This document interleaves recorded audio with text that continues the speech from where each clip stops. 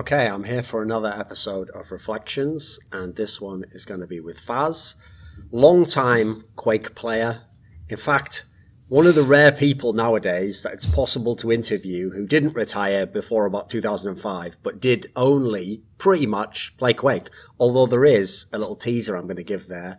Now, that's not entirely what he did in his career, but we'll get to that part later. That's sort of in the middle of the story. It's a part I noticed. I've never seen that in any other interview. So let's start out in the world of Quake, Fazz. So I realise now you would imagine yourself to be an old player. You're over the age of 30 like myself. But when you first appeared on the Quake scene and were going to big tournaments, you would have been one of the youngest guys, right? Wouldn't you have been like 16, 17, sort of 2001, 2002 type era? 2001, yeah. 16 at WCG in Korea.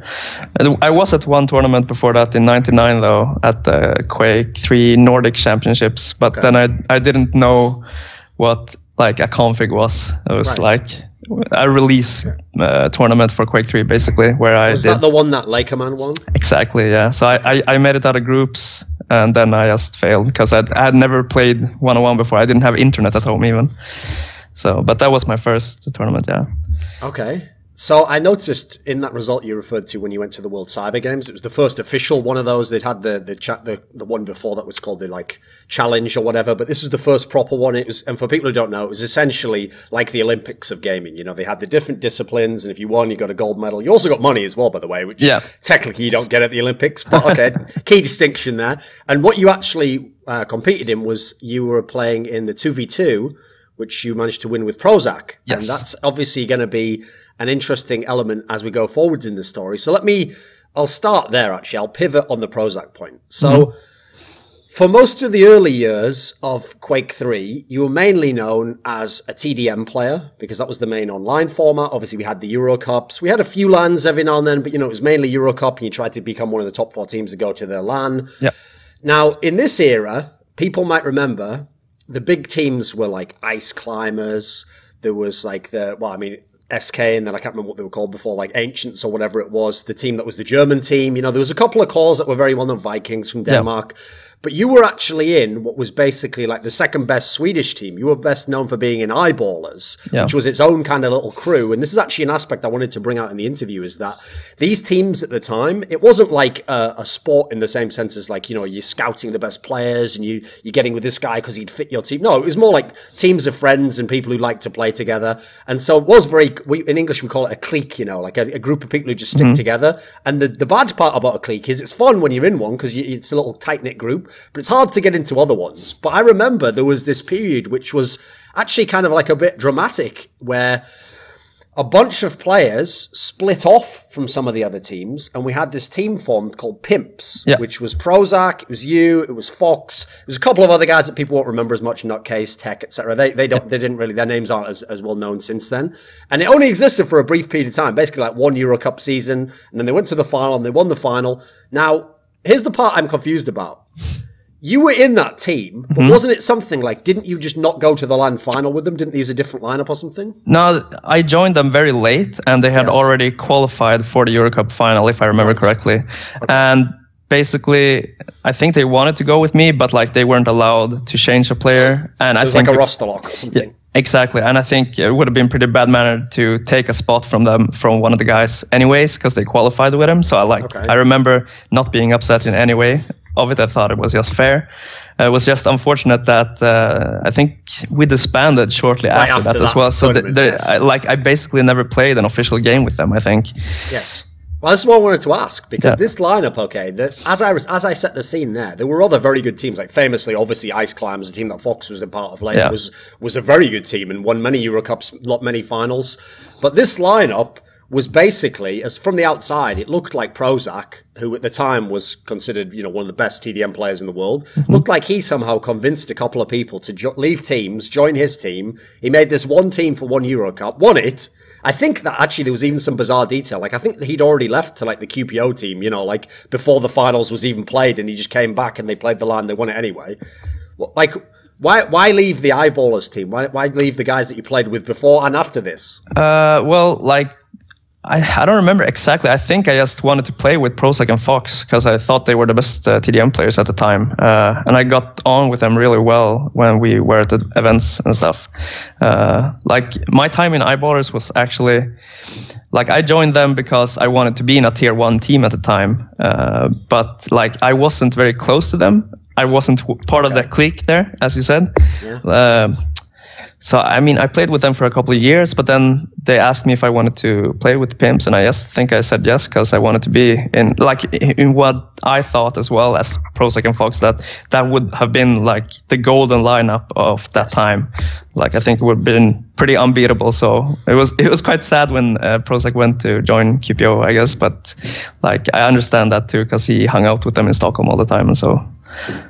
So if we looked at the results of that era, like not only was proZaC, I mean, by the way, just a general all-round Quake player, I mean, there's a 1v1 player who's very good as well, even though he didn't seem to actually play any like real duel strategy or practice or anything, you know, but he's obviously just a fantastically talented person. But in TDM, I mean, as I said here, he sort of won with what was kind of a mixed team that he made for one season. Then he went to QPO and then they won and they were beating the Ice Climbers team and won the LAN as well, I think. So what was he actually like as a player and a person? Because from the outside, he seems like a very mysterious guy, you know. Like, did he actually play in game? Did he have proper spots? Did he play with discipline? It looked a lot like he just ran around and did what he wanted. I can't really say I remember how it was to play with him. I remember how it was to play 2v2 with him, and there we matched very well. Like, we knew exactly what to do and how to rotate the map. Like, it was basically 2 1-on-1 players playing 2v2 and like just controlling everything. Like, I remember it was very simple to play with him. In team, in 4v4 TDM, I don't really remember how it was to play with him because I don't think we played that much. We didn't have time. I joined so late.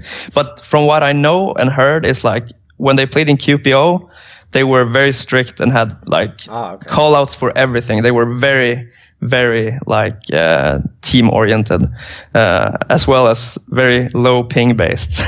So like they had great connections in Stockholm, and I remember them. Everyone always complained that they played with zero ping and -20 time nudge. Didn't they used to literally play from Clan 9 Cafe 9 Cafe or something, right? Yeah. I remember people were always pissed about that.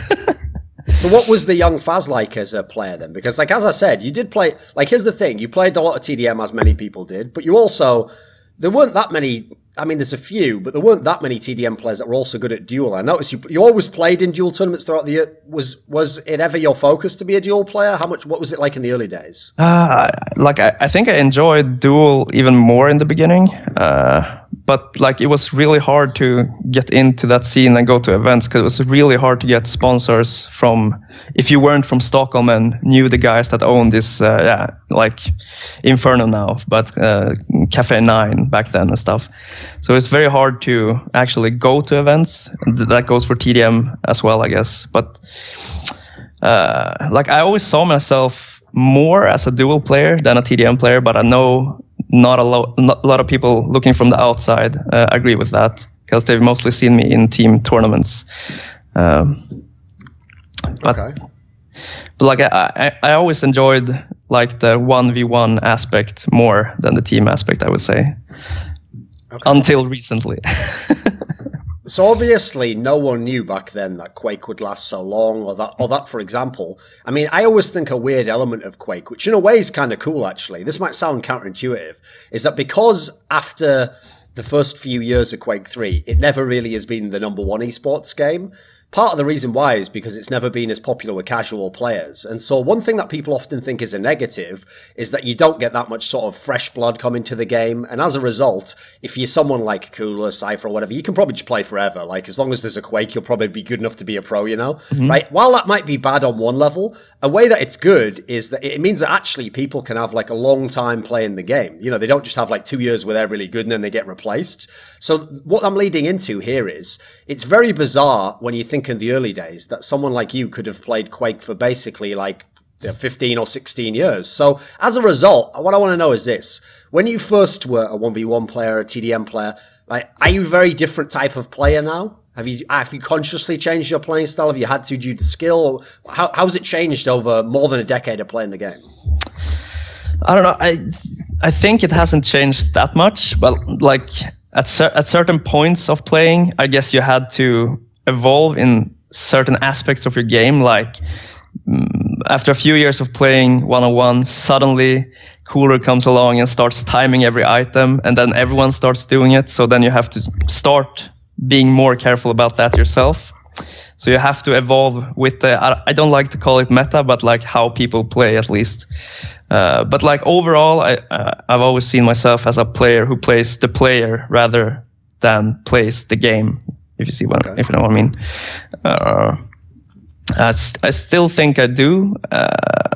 Like I don't think that much when I play. It's very intuitive to me, and I would say it always have been like that. Yeah. Okay.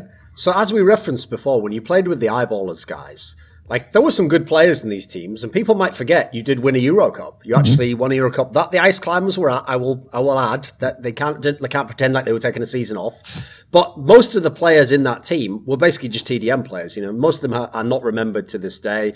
Anakin, Desp, Opium, etc. Can you give us some insight into some of these guys? Like, what were they good at? What was the strengths of the team? Oh, what was the lineup actually? Was it with Ironbite or Anakin? I don't remember. I think Anakin was the one you won the Euro Cup with, and then Ironbite was the years after. Yeah. Well, Desp, he was like a hardcore fragger, I would say. Like you could just send him to control red armor by himself, and he did that. And then he made insane frag runs with shotgun and nothing more, basically. It was a very intense player. Opium, same thing, but a little bit more supportive role. So he usually played with Desp in a little tag team. Very intense guy as well. Very skilled with the projectile weapons, I would say. Anakin, he was more of a supportive player, I guess. He took the shit positions mostly. Yeah. What did you do? Most of the times I was like doing the main, not call outs, but like the main talking about what we should do.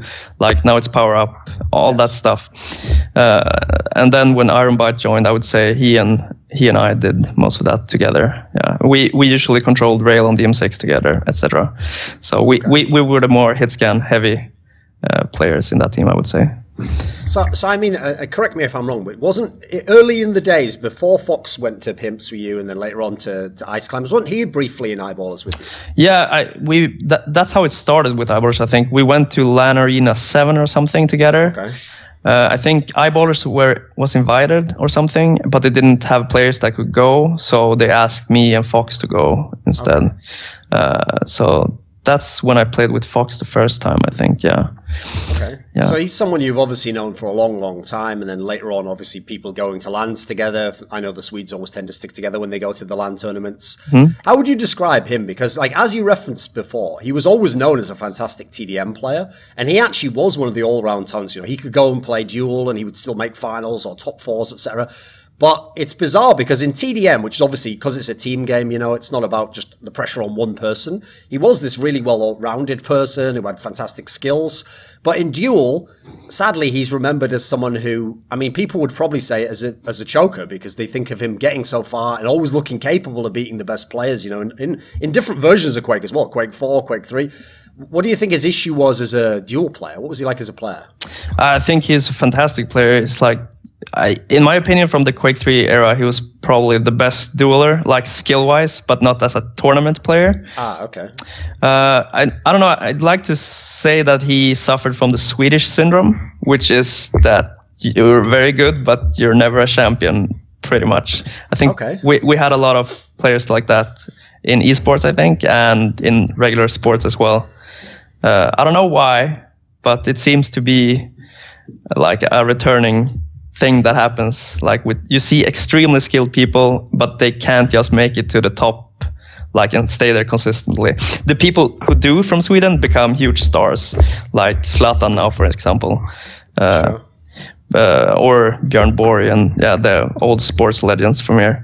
But like, I think it's very common for Swedish people not to be able to reach their champion potential due to some underlying societal thing. I don't know. Okay. there's even a thing called jantelagen here, where it's like it's ugly to stick out and think you're to be someone, you know. I remember this. In English, it's law of Jonty, right? Yeah. I remember this. Anyone who, by the way, we're not going to go into that in this interview, but anyone who wants to see something funny, just Google law of Jonty, and you'll realise on one level why Swedish people are very different and it can be good, but on another level why they're also incredibly fucked up on some social level. Like, it kind of describes both parts, right? Yeah. In some parts, we need a little bit more American go. Yeah, a bit of individualism. I'm the best, right? Yeah. Eventually, you've got to think that. You can't go, no, don't want to seem like I'm better than everyone else. In a duel competition, it's pretty necessary. Yeah, it's pretty necessary, indeed. Okay, so here's a question then. That's an obvious one to lead to, though, fazz. Is like, I agree. If you talk to someone like Fox, he's a pretty, kind of even-keeled guy. He might even be a guy where, if I had to guess, maybe he like overthinks things in the moment in a duel. He like second guesses what he does, etc. And you're right, in a way, a lot of the really great duelers, they're actually quite arrogant. Like, if you go and talk to like Cooler, I mean, I won't name the other ones because the other ones is not as acceptable to say they're arrogant. But put it this way, I've met them all, and all the really great duel champions, even if they publicly don't say it, they all think they're the best in their mind. And all of them, by the way, think if they, had proper practice, they'd all win now. They think they could all come back. So here's the thing. You're right. A lot of the Swedish players, I remember, didn't really have that mentality. I mean, in his own way, proZaC didn't, because since he didn't really practice that much, he was more just like a whatever guy, It didn't really seem like he thought he was the best, or he just thought, yeah, whatever happens. But here's the thing. I remember reading some interviews with young fazz, and you were pretty cocky. Like, I remember, your best ever Quake 3 duel result, right, was when you came fourth at that ESWC, which was the breakout tournament of Cooler. It was a very stacked tournament. People might remember it had some really good players there.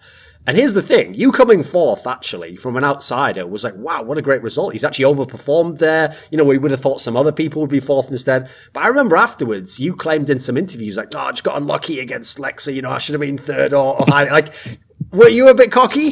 Yeah, I think so. Like, I wanted to stand out a little bit. I remember I thought, this is just fun, so let's have fun. Like, I would say, I thought I was the best then as well. Like, I remember going into that tournament being seeded last. And I was super happy with the result, obviously. But like, I mean, it was a super stacked tournament. I was super happy with it. But I remember beating the people in practice as well, but choking on the on the placement final as well. Sure. But I consider that my best result, actually, like over anything else, I would say, because it was a super stacked tournament. I think every top player was there, except for Unkind, that couldn't go. Yes, you're right. I mean, he'd like semi-retired at that point. So basically it was everyone who was good, Okay, so let me ask you this then.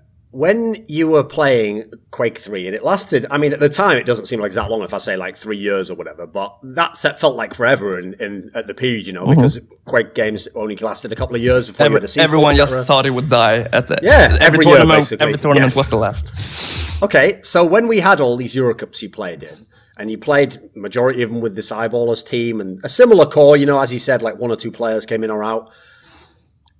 Were you someone where it was fine to play with this team, even if you never really were the best? Like oftentimes Ice Climbers are the best, or QPO was the best, or whoever, as I said, the SK team came back. Were you someone who, like, would you have tried to get into Ice Climbers if you could? Is it just no way to get into some of these teams? What was it like? What was the scene like back then? I don't actually remember. Like, I think I never asked to be in another team. Like, I never asked to join a team, like, ever in Quake, I think. Not that I remember, at least. I was always asked, and I just said yes. Like, before Eyeballers, I played with some friends in Sundsvall. That was a decent team as well, called Clan Dono. And then Eyeballers asked me, and I joined them. And then pimpZ asked me, and I joined them. Was it in that order? I'm not sure. I think so. Yeah. I mean, I think most teams had an idea of who they wanted to play with and how they wanted to play, and that's just how it was. That's how I remember it. I don't know. It was like there wasn't that many players that could fit in these teams, I suppose. Sure. So, do you think that other teams actually thought you were a really good player? I would think so. Like, since I got asked by proZaC back then, and that was a certificate of skill, in my opinion, back then, at least, because I thought they were the absolute best, at least. And I mean, we still beat Ice Climbers. Yes. So, which was like no one did that, and we managed to do it. We almost did it at LAN at CPL Oslo as well. I remember it was very, very close. So, when you referenced before, for you, you said in Quake 3, aside from like dual tournaments, you thought Fox was actually the best. What about at TDM? Like, you played with Fox, you played with proZaC, you played against them as well. How did they compare in TDM? Well, I'd say that Fox was the best TDM player as well from back then, like hands down. Like, he was just so stable and just the perfect teammate, I would say. There's probably the only one that comes close in recent time, or more recent time, is Noctis, in my opinion. Okay. Like, those two are, in my opinion, the best TDM players ever. What makes Noctis stand out? He's very similar to Fox, I would say. It's like playing with the same guy, I would say, except that Fox maybe was had a bit more tendency to rage internally and shut down if stuff went against him. But they're very, very similar. Okay, that confuses me. Wait, did you mean to say Fox had the tendency to rage? Yes. See, that's bizarre because he never showed it. Isn't Noctis a rager? I've seen him literally quit like LAN games before in duel. No, he's not. That's not rage. That's just Noctis. Okay, he's just tilted. Tilted. I don't know. Disappointed. He gives up a bit too early, I guess. Right. Okay. So, okay, here's as I teased in the intro there, okay, if you look at your career, someone would be like, right, so he did Quake 3, he did Quake 4, he did QuakeLive, he did Quake Champions. They'd be like, that fazz, he's just such a loyal Quake player, you know, he'd never go and play another game. But I remember that when they announced the CPL World Tour in Painkiller, right, a lot of people are going to think, yeah, what's the relevance? Fazz wasn't in it, he didn't play. No, because originally the plan was fazz was going to play in the World Tour. They signed. They had obviously Fox. You had, I'm trying to think who else it was on that. I think it was actually originally going to be proZaC, wasn't it? Yeah, it was the three of you. So they announced your players. You were going to play for SK in the. So if I hear that right, that initially sounds like fucking hell. SK. That was a big team back then. It's still a pretty big team now. The World Tour was going to be all these different stops. The logic was, you know, these players are going to play in maybe every stop. They're going to go all out for it, right? Now, obviously, if people remember, first of all, a bunch of these players didn't really play the CPL World Tour. And in fact, SK actually ended up getting the German players back. I think they had like Stellarm and ZYZ or whatever, you know. So what happened? Why didn't you play the CPL World Tour?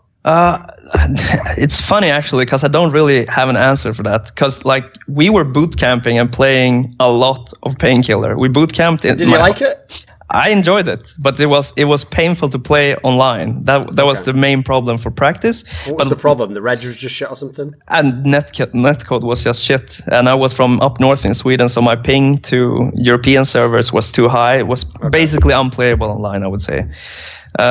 But Fox and proZaC came to my apartment in Stockholm, in Sundsvall, and we had a boot camp. Then we had another boot camp just before the first event that was supposed to be in Turkey. And we had the boot camp at Inferno Line, was it called maybe then? In the SK lounge. Yes. And like we had our tickets ready and everything. And then there was some snowstorm in Turkey with a plane skidded off the runway or something. Okay. And we decided not to go based on that. Right. And then the event still happened. Yes. And then somehow we didn't go to the next event and we stopped playing, basically. I don't remember why, because I regret this not story playing. Sounds lame. How did this happen? I don't know. I really don't know. I really enjoyed Painkiller 101. I played a lot and I was good at it as well. Like I remember the last boot camp we had, Strider was there as well, and I played 50-50 with him all the time, like for a couple of days. And then he was a top player in that game. So it pains me a bit that it didn't go on that world tour, but I can't really say why because I don't remember. Okay. Because from the outside, it looks as though what happened is, you know, they announced the world tour. Now, by the way, when that game got announced, you know, it was not a game people had played much. So a lot of players said they were going to play that tour, you know, and then this is my assumption, you know, played it a little bit and were like, first of all, I'm terrible at this game. It's different from Quake. And then secondly, a lot of them were like, fuck playing this. You know, a lot of people took a year off, you know. There's a reason why there wasn't like Cooler on the Painkiller World Tour, etc. But you actually liked the game. In theory, you would have wanted to. Yeah, it was fun. I had a good time playing it. I think Fox and proZaC didn't like it. And then maybe they got the Germans instead because they all played it. I don't remember actually. Okay. So I do remember that right after the Painkiller World Tour, because basically Quake 3 launched, Quake 4 rather, came out, and it was announced it was going to be the next year's tour, etc. Very shortly after the Painkiller World Tour ended, and I know from the very beginning of Quake 4, you were right in there, right? Mm-hmm. Yeah. And you were going to the tournaments, but here's the thing: your results weren't very good, right? I did not like Quake 4. Why? What was bad about it? What? What was bad about it, or what didn't fit you? In the beginning, I remember it was so hard to run on a PC. It just felt so unsmooth. I often say it felt like being a refrigerator sliding around on the maps in compared to Quake 3. I couldn't really deal with that. And I think I played a lot of poker back then and made a living out of that. And then I just went to the tournaments because I was sponsored and supposed to do so, but I don't think I practiced a lot back then. If I remember correctly, I remember after the first year, I checked my demos folder because I recorded all the demos of all the games I'd played, and I had 400 demos, which is nothing if you're supposed to practice a lot. I just didn't enjoy it at all. It wasn't a game for me. Okay. And if I don't have fun in a game, I can't really force myself to play it. I've always been like that. So, yeah. I noticed though when I looked at the tournaments you played at, it did seem didn't it take a couple of years before they did all the good patches basically? Yeah, they made the crouch sliding better, and they made it look a lot better and stuff. So did you quit too early? Were you still around when they did those? No, I only played for 1 year, then I stopped completely. I think I went back to play Quake 3 casually or something. Okay. Don't remember exactly. But yeah, I played a tournament in Quake 4 years after the tour was over in Norway, a small LAN, I remember. And then the game was so much faster and smooth. And then it felt quite enjoyable, I must say. But in the beginning, it was not good for me, not good for my temper. Okay. So the funny thing is, the story that you're kind of telling me there about Quake 4 is actually what I expect a lot of Quake players had for Painkiller. Because here's the thing. I've noticed with a lot of people I've known in esports, in many different games they've competed in, because, until the modern day, you couldn't really have games that just lasted forever, like League of Legends or whatever. In theory, you had to keep switching games. And even if that meant going to the sequel of a game, it could be very different in terms of how it plays and what strengths it emphasizes. And what I noticed with a lot of people who competed is, when in the game they got big in and they got good in, they almost always took for granted that they liked the game as well. To them, they never thought about that because obviously they wouldn't be here if they hadn't liked it to some degree.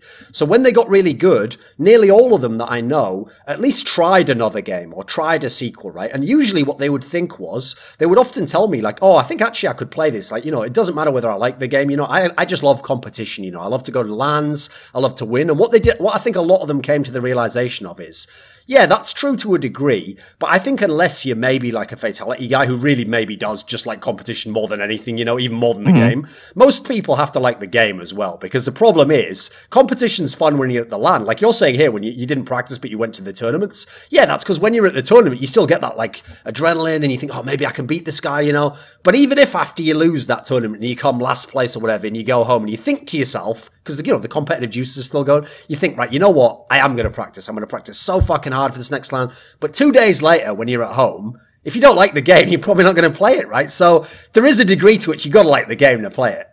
No, I completely agree. That, for me at least, that's very true. I can't force myself to play something that I don't really enjoy. Can't do it. I don't know how anyone can. But everyone's different, I guess. It's a talent, right? It is a skill, I've noticed. Yeah, I have respect for people who can do it in their own way. So, obviously, we had quite a period of time then from when Quake... Well, you didn't even leave when Quake 4 ended. You just quit halfway through, basically. Yeah. And then we didn't have QuakeLive come along as the main duel game and the big esports game for... That was quite a few years later. It was half a decade later. What did you do in the meantime? Were you still playing Quake a lot? Which years are that? I think it would be 2007 to 2000 and about. You didn't come around till QuakeLive till late, right? No, late. I wasn't there in the beginning for that either. So we're talking 5 years, maybe. I moved to Norway to work and just have a regular life, like a normal Swede. Moved to Norway, get a job, party, just be lazy. No, like that's what I did for 3 years, and I didn't have a PC there until like the last 6 months, I think. Then I got a PC, I bought a PC, and I started playing a little bit again. Okay. And I think that was when QuakeLive was about to come out, and QuakeLive felt great, I think. So like then it was fun again. For sure. So are you one of these people, and it's a rare breed, but I notice it's all the Quakers. Are you one of these players who, you don't really play games, you play Quake, and then that's it? And if Quake's fun, you play it, and if not, it sounds like you didn't even have a PC. Most people, you know, they either play a lot of games, or if they don't play Quake, you know, they play some crap like World of Warcraft, or back in the day EverQuest, you know, they disappear into that black hole and we never hear from them again. You didn't really play other games much? I did play other games a lot, I would say. Like, I love like Zelda games. I like the later years now. I've been a Dark Souls fan, so I played that a lot. Ah, okay. I mean, I played poker a lot. I enjoy competition there as well. Like still play tournaments now and then in that. So like I play a lot of games, I would say. I have every console now still. So I play other stuff too, but like not in any way as intense as I play Quake when I enjoy that. So here's a detail that I know, that you don't know I know, and that no one watching knows, okay? You ready, Faz? Is that I've built you up so far as like the hardcore Quaker, you know, like the loyal fat guy to this series. You actually played quite a bit of CSGO when it first came out. I remember, because weren't you playing with like DDK and Sturmy and a bunch? Didn't you all have like a little mixed team, or you used to play a bunch of games with each other? I played a lot of CSGO with them. I played with GetRight and Threat as well. I played CS 1.6 3v3 leagues with them as well. Do you like Counter-Strike? Yeah, Counter-Strike is great, I would say. I love watching it, and it's fun. I don't play it anymore, but I enjoyed CSGO when it came as well. Not in the beginning, but like when it got decent, I enjoyed it a lot. I've probably several hundreds of hours played. Okay. But I enjoy watching CS more, I would say. Okay, why is that then? I don't know. I just think it's a great spectator esport, you know? It's like, and I know so many people from those that still play, so it's nice to cheer for people as well, like to see people have success in those games. Not so much lately, I guess. So if you like to play that game and it was fun and it's good e-sport, spectator sport, why not ever try and go competitively in the Counter-Strike? Oh, I know my limits too. Like that would have, I think, to be over 25 and start with a new game where people have played for that many more years and hours would be too much, I think. Like, I never thought about going pro in CS. That's like, it wouldn't happen, so I wouldn't put my time into that. So it's just. What do you mean? Come on, you're supposed to have the fatality attitude. You just practice more than them. You just dedicate yourself more. No, like team games like that, like it would take too much of an effort. Like, do we have any example of any Quake player who made a success in CS? Like Xenon? Not really. Xenon was decent. That was very early on. Very early, yeah. Like if I would have got in at that time, sure. But like later, I think it would have been too hard. Like, not worth it, I think. Okay. And I enjoyed Quake too much to not play that, you know? So this is what's confusing to me, fans. Like, I realise, like, by the way, it's a very good excuse to say you didn't have a PC. That's a pretty good reason not to play Quake. And also, you'd moved to Norway, so, you know, it's not necessarily as easy to get to the LANs, because obviously in Norway, we know at the time, especially, there were next to no LANs. It was basically just like The Gathering and a couple of, you know, Oslo LAN. It's, you know, a few smaller ones which weren't big esports tournaments. But this is the thing. I could get it if you didn't really like Quake 4 and you didn't really get a chance in Painkiller. But QuakeLive basically is a different, slightly tweaked version of Quake 3. So why weren't you there from the beginning of QuakeLive? That seems like you should have been all over that. I actually didn't know about it in the beginning. Like, I heard there was some, like, after the first beta tournament that was at one QuakeCon. Yes. I didn't even know that was going on. I was so out of the loop at that time. Like, I didn't follow it at all. So, like, when I heard about that, then was when I bought a PC and started playing, I think. So then I started playing, but, like, I didn't know. And probably, like, the connections were so shit in Norway as well. Like, I didn't even have my own room to play in. Oh, like, right. Why is that, though? Because, I mean, as far as I've always known, Norway's one of those countries that has pretty good internet, right? Is it just the routing or something? No, it was just like you could get DSL with decent ping, but like as a Swede there, you always lived with a bunch of other people, and on a shared connection with a bunch of young adults, the ping would downloading shit all the time. Exactly. It was very hard. So when I moved into a smaller apartment with my girlfriend at the time, then we had a cable connection that was okay, and that's when I bought my PC and started playing. So the thing is, basically, like I realize it sounds weird to say you got it at the end of QuakeLive when it's 2011 because it did keep being played at QuakeCons and stuff, but in reality that was the end because it was the end of the ESL circuit, and it started to wind down. Did you actually go pretty hard though in that period you got in, like around like late 2010, early 2011? Yeah, I played a lot, for sure. Like how I remember it was like that I tried very hard to get good, but it took a long time to come back. Like 3 years off. I think taking time off, like playing hardcore, is what like makes you not being able to come up to the standard you were at again. It took a long time before I was decent. It's hard to remember the time periods, etc. But like, yeah, I remember I played a lot. I did. And how did you like QuakeLive contrasted to Quake 3? I think I liked it more pretty fast. Like it was, there's few things I didn't like about Quake 3, like stair jumping and stuff. They were better in QuakeLive. What I didn't like was some of the new maps that I thought were stupid. So it took like some airwalk I never learned in Quake 3, and I learned it very late in QuakeLive as well. But like eventually I got to it, and I just think it was a great game.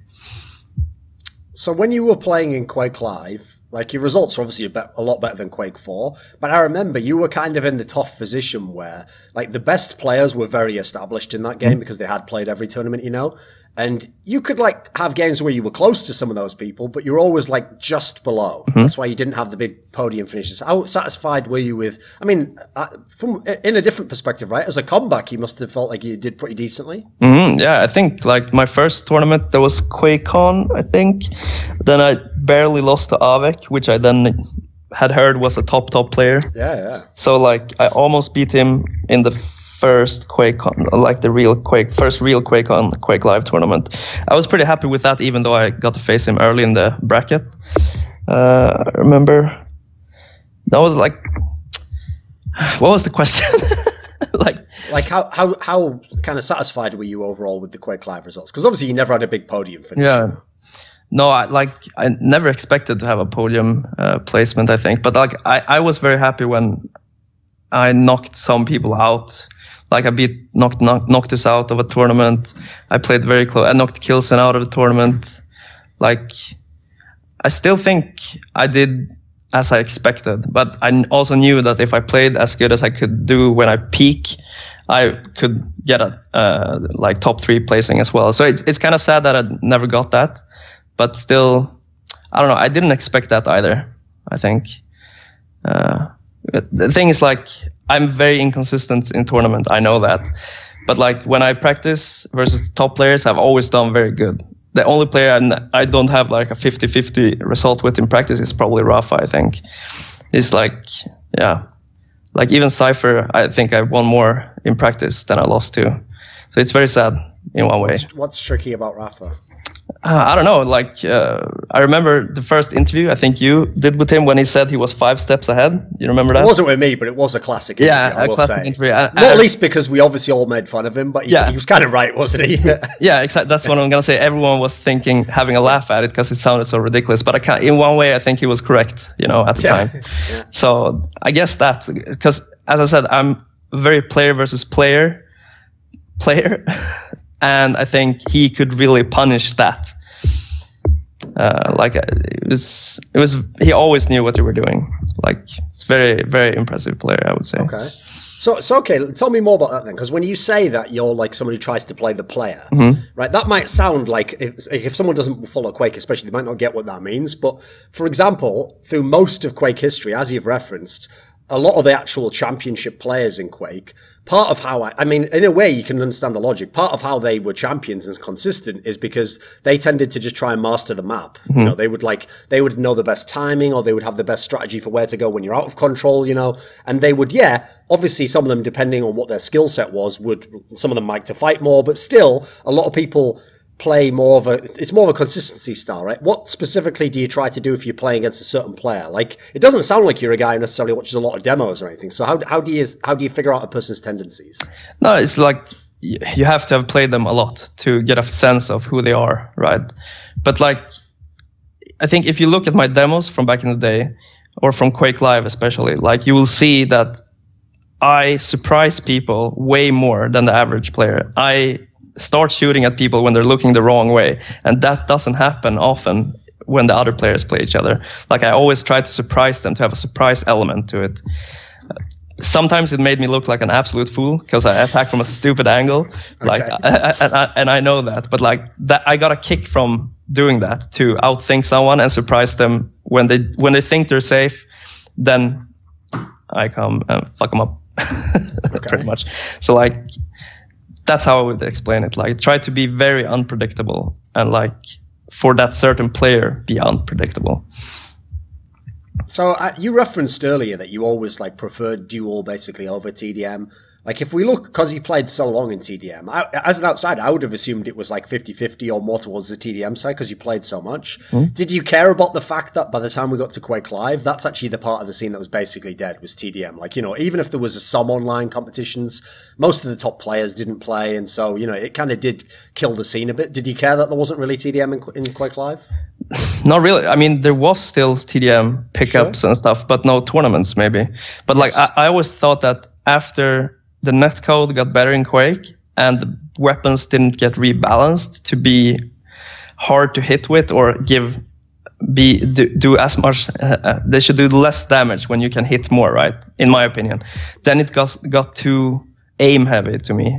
So it got very sassy and the team element disappeared. So I didn't enjoy it as much as time went along. Like, I liked TDM more when it was in OSP, when it was like you have the noodle shaft, etc. You know, then you could have more strategy. Like, you hold this room. Like, then Ice Climbers and QPO came along with low ping. They just started cessing with machine gun that had like 8 damage in the beginning, which went down to 4 in QuakeLive eventually, I think. That's why, like, it got too sassy. It didn't feel like a team game anymore. It felt like a free for all with the team with the best aimers always won, basically. That's how I felt. Didn't interest me as much. See, that's why it interested me that you said you actually think Counter-Strike's a good team esport, because I have to say, I'm someone who played a lot of Quake and watched a lot of the different Quake versions, and I always was a little bit underwhelmed by TDM in Quake 3 for exactly the reasons you're talking about. Like, you occasionally had tactical teams, like those German teams, etc. You know, there were some that had some, but eventually it did feel like if you just got enough superstar aimers together, you could still overcome those teams no matter what. So while that's still fun, listen, there's a part of Quake that's fun just to watch people hitting air rockets and going on quad runs. Yeah, it's got its own kind of thrill to it, but there's not really as much depth to that, I feel like, you know. No, I agree. I guess it was a little bit map dependent in Quake as well. Like, DM14 was very team oriented.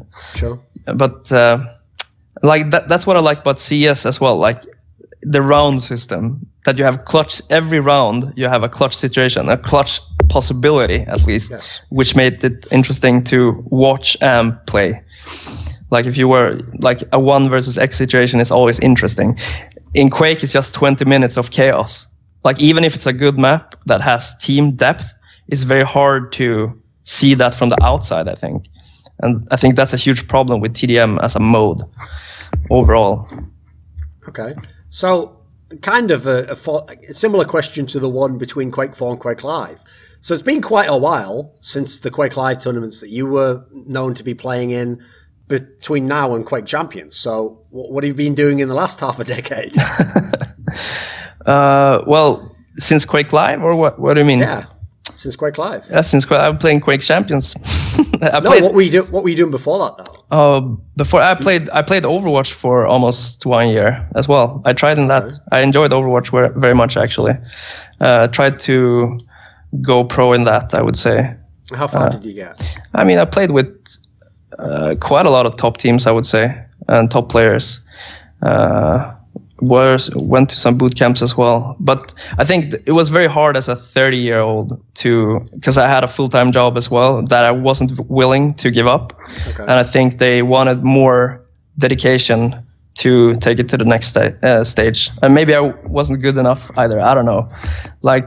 But I enjoyed the team aspect of that very much, I would say. And what role did you play? What role and what? Well, in the beginning, I've played every role except for tank, I think. In the end, I ended up on Lucio duty as well. Why is that? But I didn't mind that either. I think it was an actual team game, and it was fun and intense to play. Okay. Albeit frustrating. Listen, I realize esports has a lot more to do with whether a game is good or fun to play, but ignoring all the external factors which are about business and about how many people watch, you think Overwatch can actually be like a big esport game? Doubt it, to be honest. I think it's a bit too late now. Okay. I think Overwatch League was a pretty bad idea. I think organic growth is necessary for an esport to thrive and stick around. And that's not what they're going for. So I feel really bad for all the players I've played with because they're really nice and hardworking guys. But I haven't heard anyone say they think Overwatch League is a good idea. And I think it's just I give it 2 years.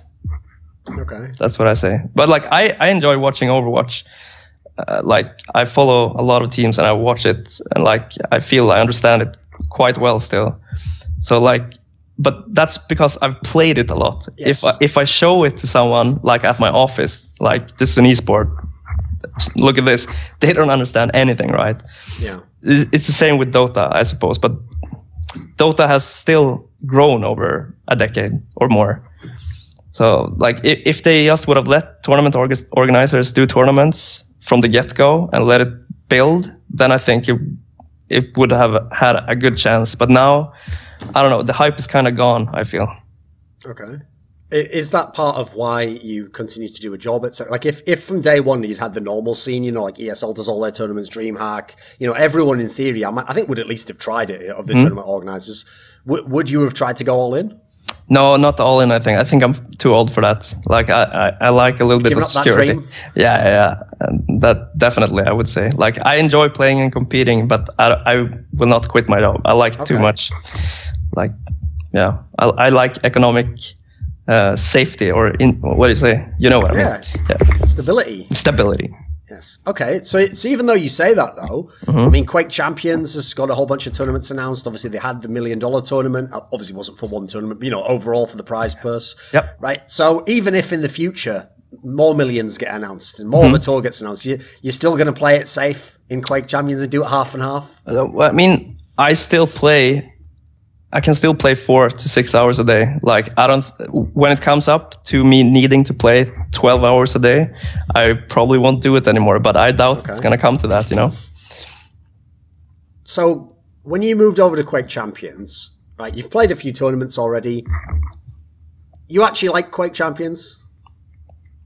Not really. Because here's the thing.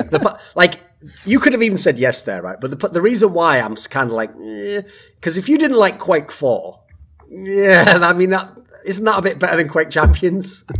I like it more than Quake 4, I must say. But if the game was actually working and feeling like it's stable, remove all the issues, then it would be a pretty damn fun game. At least What are the big issues at the moment? What? What are the biggest issues that stand out at the moment? Well, 101 is just not interesting to me. It's like playing 101 in Overwatch. It's not interesting. It feels too random, I would say. Or high variance, as... Okay. What's different from a normal Quake duel? Yeah, but I mean, you don't start at an equal playing ground. It's not duel in the same way. Because you have a different... Yeah, different character. Different movement speed is the biggest issue, I think. I could be fine with different skill sets and different health pools, but that some characters can barely move while some can fly over the maps in 2000 UPS instead of 500. Like, it's never gonna feel elegant as Quake Duel did, and that just removes a lot of fun for me. Like, I think everyone agrees with me almost in the scene as well. Most probably don't dare to say it, but I haven't heard anyone say they like Quake Champions Duel. Okay. But Sacrifice is very fun, though, I must say. I enjoy that a lot. So then, have the tables turned then? Are you mainly playing Quake Champions to play the Sacrifice, and then you do the duel on the side? Yeah, exactly. Okay. Definitely. I mean, do you care about the duel results? I mean, they haven't been that great so far, right? No. I mean, my goal at QuakeCon was to pass groups. I did that.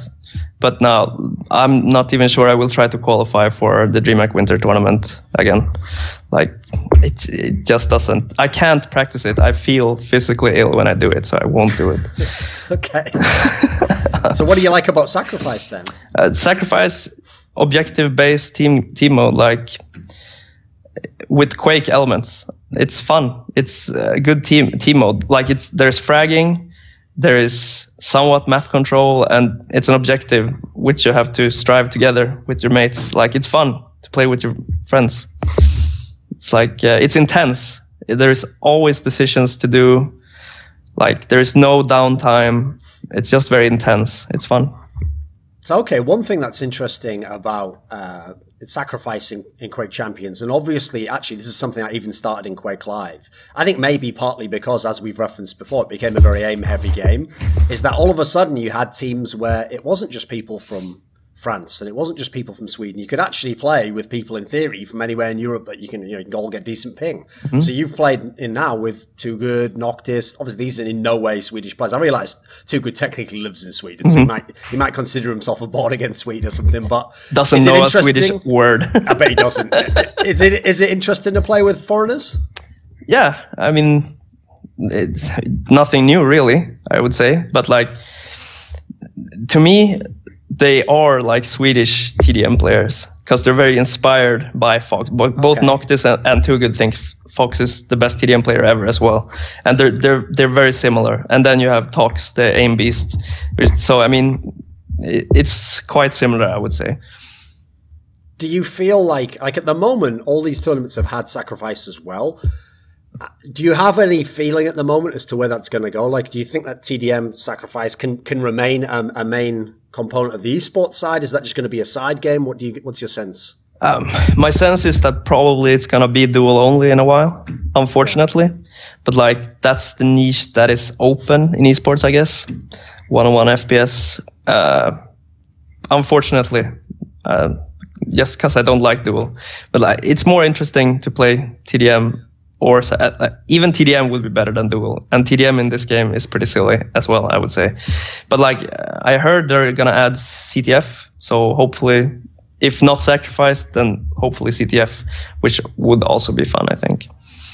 So a lot of players with Quake Champions, even though, as you've said, behind the scenes, some of them might complain about the game and might not like the game. A lot of them were like, when they heard that $1 million announcement for QuakeCon and they heard the DreamHack Tour, they were like, right, great, finally a Quake game. I'm going to practice a lot. It's my chance to become an esports star again. It sounds like this is going to be a pretty depressing end to the interview, because it sounds like if they don't do many more Sacrifice tournaments, you're just going to kind of like quietly fade into the background again. Pretty likely, I guess, yes. I think that goes for quite a lot of people as well. Like, I think most people would prefer it to be a team mode that they go forward with. But like, it's very hard to spectate Sacrifice as well. I understand that. So I don't think it's going to happen. But most likely I will not continue to play the duel then. Yeah. Is there anything... Like, obviously, it can't be something ridiculously huge, but is there some minor things in duel that could change that would make it more fun for you? I think they need to revamp quite a lot, and I think they have to standardize the movement of all characters somehow. They have to make much better maps than they have right now. There's a lot that has to be improved, and I don't know if it's gonna happen. Like, even if they do that, I'm not sure I would be interested in watching it. Okay. Like, it's just not interesting to me with the champions, unfortunately. So here's a question then. since Quake has changed a lot in all the different versions it's had, I realise it kind of got to cheat a little bit because QuakeLive just is Quake 3, basically. So in a way, it got to have its period where it went back again. But you've seen, as the development of the games, to Quake 4, now to Quake Champions, when you describe like the things you don't like, are there still some elements that are still Quake to you that you still appreciate, that still somehow you do enjoy about the game? Yeah, I mean, they still have, all the characters still have the Quake movements, like strafe jumping, bunny jumping. The weapons are still Quake weapons. I mean, there's good stuff there, but it's too mixed up, I think. Like maybe if they made duel so that one round is one character versus another character, so you have the same playing field, maybe that would make it better somehow. But like for a 1v1 game, I think it's just too hard with the different movesets. But like in the team modes, I'm perfectly fine with it, as long as the characters are not too extreme in one way or another. Because I really don't want Quake Champions to be like everyone always picks the same 4 characters, you know? Yes. It's super boring. Like Overwatch is somewhat getting away from it slowly, I think. And like in Quake Champions now, most of the teams play the same 4 or 5 characters all the time, and it gets very stale. Like if you have to pick characters based on a meta. Let's imagine that we'll keep like a similar time frame to before. So obviously I need to place this like 5 years in the future. So it's 2023. And for whatever reason, Quake Champions, we won't speculate. Maybe it succeeded, maybe it failed, who knows. But in 2023, they bring out a new version of Quake. And amazingly, who knows, maybe by then I'm so rich I've bought id Software and Bethesda, and I've remade it and, brought back all the old guys. So they're going to make like Quake 5 or Quake 6 or whatever it's going to be called. It's going to be specifically, it's going to be a retro mode. It's going to be kind of like Quake 3. It's going to be a lot of the best elements of that. And, there's dual circuit and there's an esports side. And maybe at that point, I'm trying to make this vaguely realistic. Maybe the way it can have a dual side, okay, is that esports itself is so huge that actually just to be a small side niche game means you can still have a tournament circuit at least as big as now, That's my logic I'm using, It could be fun on the side because esports itself is so huge. Fazz is still going to play. He's going to play at least for fun on the side. He's going to at least try his hand at it, right? I would probably, yes. if I can find time for it, I would probably. Because like I'm still a Quaker. I still love it. I would. Okay. So I have a question though. When you keep describing that you don't want to go all in and that those days have passed, and also obviously there's a lot of people who are going, because here's the other thing people have to realize is if there's a lot of other people who are going all in, it also makes it tougher to win, because there's very good players, right? Is it just things like financial stability and wanting to have like a life where you can plan it out? Or are you one of those people who buys into the idea that, as you get older, you get less skilled at games or you can't be as good? Do you think that's a problem? Is that an issue? No, I don't think so. Like not until 40 at least. I don't think you degenerate enough to not be able to compete. Like my reactions are still the same as they were when I was 16. I've measured it every year. Like nothing changed for that. But like, I'd like to think of it like I play to challenge myself, but I don't do it into oblivion, Like I still like to have my life outside it. That's why I don't go all in on it. But like it keeps your brain going to keep playing as well, I think. Like you've done it for so long, why would you stop if you still can, in my opinion? Okay. Right, at the end of the interview, do you have a final message for people or someone you want to thank or say hello to? I haven't thought about anything. Maybe Svenne suger Pekka äger? Okay. No one understands that unless they're very old school. Just leave it mysterious. Yeah. Right? Okay. Right. Tack så mycket. Tack så mycket.